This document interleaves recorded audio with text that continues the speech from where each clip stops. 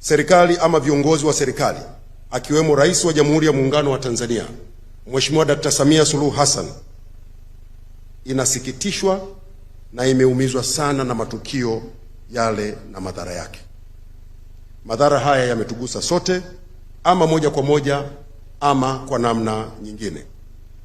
Kuendelea kuyashabikia matukio yale au kuchochea kwa kutangaza na kuchapisha maudhui yenye kuzua taharuki, kupotosha ama kutia hasira watu kwa namna ambayo vyombo vya habari vya nje ama wanaojiita wanaharakati ama wenye maslahi ya kisiasa wanafanya, hakuna manufaa kwa taifa letu zaidi ya kuongeza maumivu katika vidonda vya Watanzania. Kutokana na hayo, kwa niaba ya serikali naomba kueleza yafuatayo. La kwanza, naomba kutoa wito kwa vyombo vya habari vya nje kuzingatia maadili na misingi ya uandishi wa habari kwa kuchapisha habari zinazozingatia usawa, haki na uwajibikaji. Kuacha kuchapisha habari za upande mmoja zenye nia ovu kwa Watanzania na nchi yetu ya Tanzania.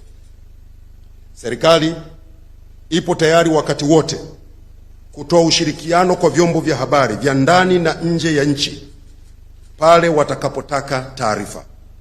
Naomba kusisitiza, sio haki na sio sawa kwa chombo cha habari kuchapisha taarifa za upande mmoja na kisha kutoa sababu kuwa maafisa wa serikali walipotafutwa hawakupatikana, kama ambavyo chombo cha habari cha CNN kimechapisha taarifa zake zilizojaa tuhuma dhidi ya serikali ya Tanzania pasipo kutoa nafasi ya serikali kujibu.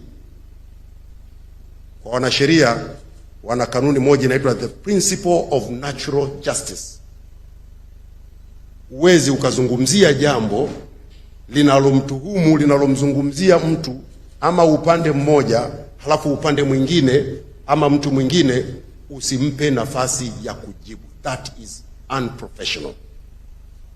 Kitendo kilichofanywa na CNN pia kimefanywa na vyombo vya habari vingine. Natambua vyombo vya habari vingine vya kimataifa, BBC, Al Jazeera, Deutsche Welle wamefanya pia.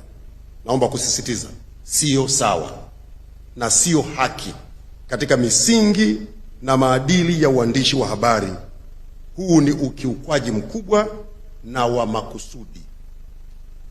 Sisi wote ni waandishi wa habari, tunaifahamu misingi ya